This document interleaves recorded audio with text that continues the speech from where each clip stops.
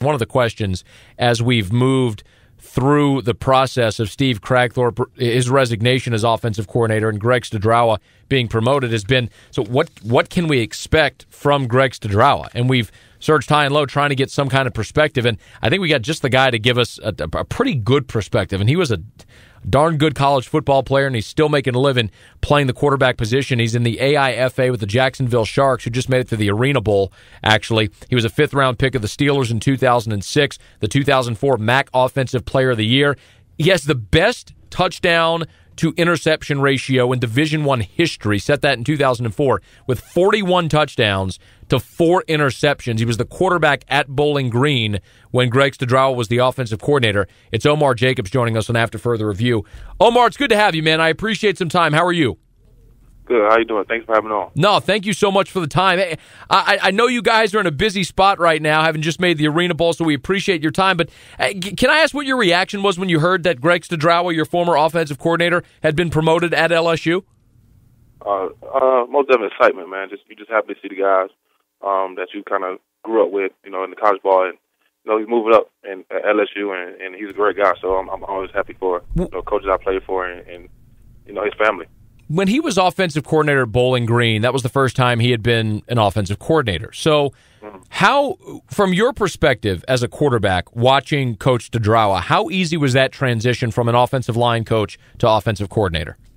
I think it was pretty easy. I mean, Coach Studrawa has a great personality, one of those guys that, he coaches you at the same time, teaches you things that you need to know from the offense standpoint. I think from probably being at LSU, I know it's going to be kind of a smooth transition from guys. He always gets guys to play for him. So I think it shouldn't be hard for him to transition over to offensive coordinator position and just getting guys to play for him and putting guys in the right position. Omar, what is it about Greg Studrawa that gets guys to play for him that makes him so likable? I mean, he's a big, booming, loud guy. He's that big teddy bear, but at the same time, he coaches you and gets you better. And he tries to bring the best out of you every day when you come to the field.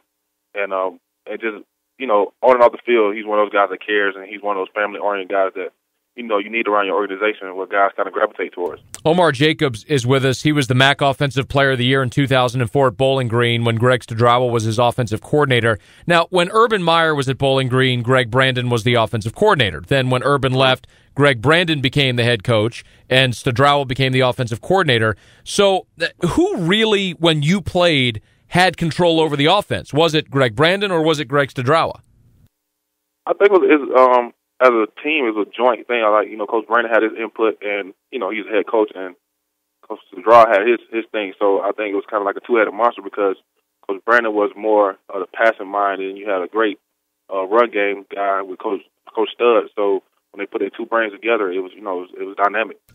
In the game, when you're on the field as the quarterback, who was calling the plays to you? Was it Greg Brandon or was it Studrawa? It was Stud. It was Coach Stud. Stud was signaling down to the quarterback coach, and he was signaling in. So did in the game, did Greg Brandon have input on what plays were called? Would he intercept the play from Stud and then maybe relay something different?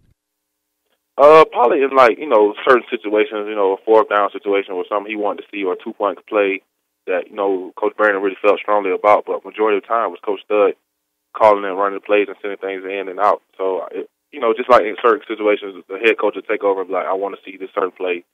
And he's the man, so you kind of got to respect that. Omar Jacobs is with us, played quarterback at Bowling Green, still to this day has the best ratio in the history of Division I football, touchdown to interceptions, 41 TDs to 4 picks back in 2004. Omar, when you put up numbers like this, no matter what part of the country people watch college football, we remember watching that season, how just dynamic and dominant you were.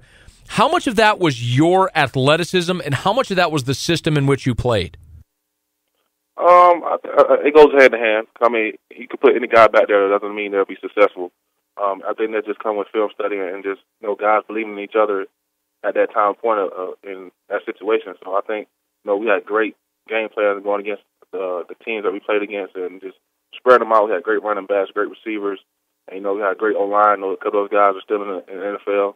So I think it was a great combination at that time. Yeah, but I look at the stats from that season, Omar, and you guys actually ran the ball a pretty good bit. You were a successful runner, and there were 3 guys, I think, who were over 500 yards rushing that season. So, yeah. I mean, how much of that was a focus in the game plan, and how much of that was just a result of everybody had to fear you throwing the football? Like I said, we just had a great team.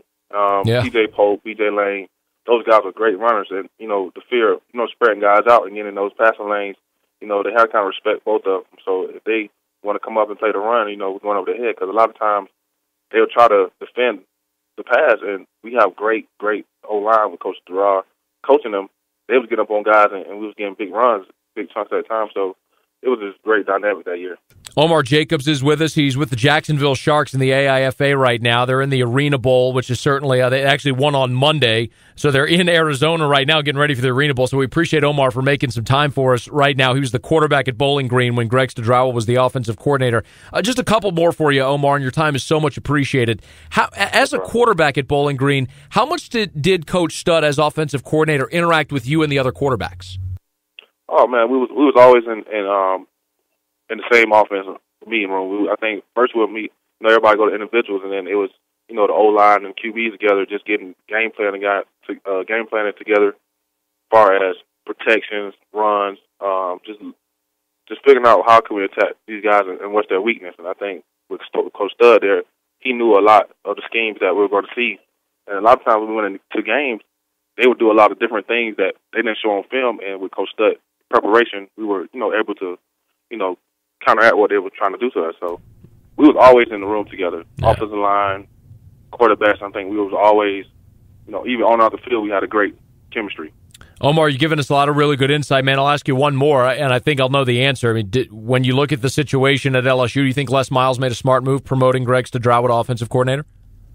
Most definitely. I think he should be happy this year. I mean, you had a great guy there, and I know he's a good guy to play for him.